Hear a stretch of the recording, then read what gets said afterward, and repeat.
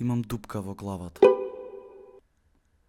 Не се сеќавам како ја добив, ама знам дека е мала.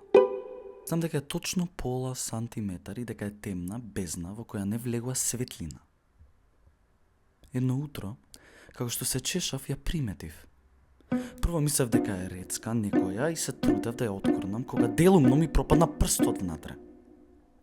Кога се разбудив, не се ни сеќавав зошто бев на земја. Знам, станав и отидов на работа.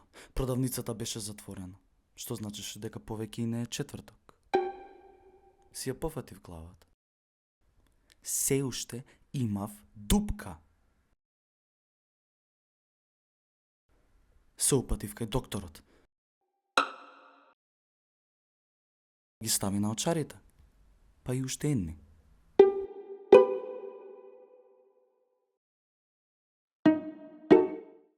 Ми се обрати. Дечко, ти имаш дупка во главата. Знам. Са, не знам дали е боле да ја пополним или да оставиме така, ама мислам дека е подобро да ја пополним.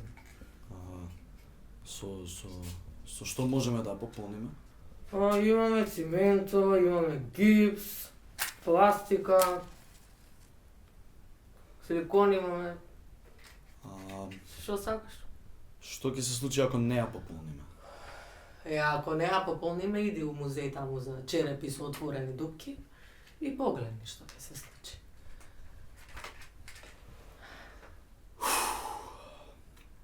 Не сакам никој да ми ја пополнува главата со цименто, ни со силикон, ни со пластика. Било што, не сакам со ништо. Тоа е моја глава и не и давам на таа лудача да ми ја допира дупката. И бегам, и трчам, кога одеднаш се бутна во една жена што имаше шајка во главата. Добре си? Феноменално, за кога си ти една? И си замина.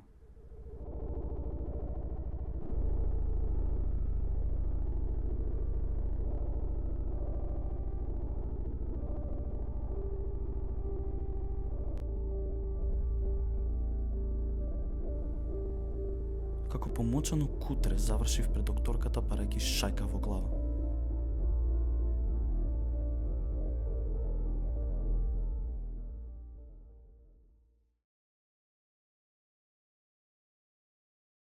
Ти сакам да завршам како черепите у музеот.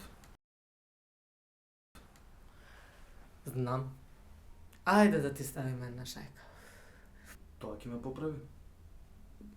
Па, ќе те пополни. Ќе боли? Ти ќе ми кажеш.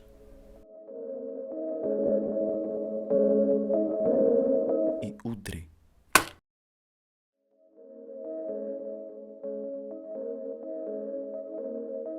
Утре ми е погребот. Се уште имам ебана дупка во главата од која ќе излезе можеби и една